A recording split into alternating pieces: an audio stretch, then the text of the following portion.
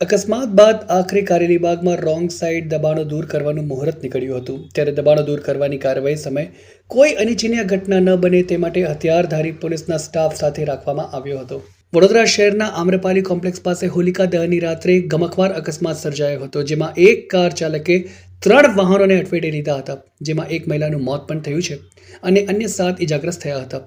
ઘટના બાદ ગતરોજ સ્થાનિકો દ્વારા અહીંના રોડ પર સ્પીડ બ્રેકર મૂકવા સાથે દબાણો દૂર કરવાની માંગ સાથે ઉગ્ર સ્તરે મીડિયા સમક્ષ અવાજ ઉઠાવવામાં આવ્યો હતો, જેના પડઘા આજે પડ્યા હોય તેમ લાગી રહ્યું છે। આજે સવારથી જ સંગમ 4 રસ્તાથી આમ્રપાલી કોમ્પ્લેક્સ સુધીના દબાણો દૂર કરવા માટે પાલિકાની દબાણ શાખાની ટીમો પહોંચી છે, જેમાં રોંગ સાઈડ મૂકવામાં આવેલા લારી, ગલ્લા તથા શેડના દબાણો દૂર કરવામાં આવી રહ્યા છે। કાર્યવાહી સમયે કોઈ અનિચ્છનીય ઘટના ન બને તે માટે હથિયારધારી પોલીસનો સ્ટાફ સાથે રાખવામાં આવ્યો છે।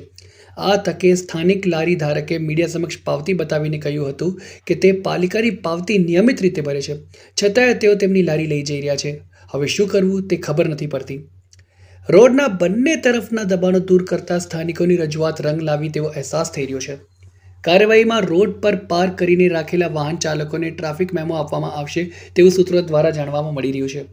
જો કે સ્થાનિકોનું માનવું છે કે અહીંયા પેટ્રોલ પંપ પાસે સાંજના સમયે શાકભાજી માર્કેટ ભરાય છે, જેને લઈને ટ્રાફિક જામની સ્થિતિ સર્જાય છે। જો આ કામગીરી સાંજના સમયે કરવામાં આવી હોત તો ખરા અર્થમાં દબાણો દૂર કરી શકાત। હવે પાલિકાનું તંત્ર શાક માર્કેટના દબાણો અંગે શું કાર્યવાહી કરશે તે તો જોવું રહ્યું। આજ રોજ વડોદરા મહાનગરપાલિકાની દબાણ ટીમ, ટ્રાફિક શાખાનો સ્ટાફ તથા કુંભારવાડા પોલીસ સ્ટેશનનો સ્ટાફ સાથે રાખી મુક્તાનંદ 3 રસ્તાથી હાલમાં કામગીરી ચાલુ છે। સંગમ 4 રસ્તા બાજુની 4 ટ્રક સામાન ભરી લીધો છે અને હાલમાં કામગીરી ચાલુ છે।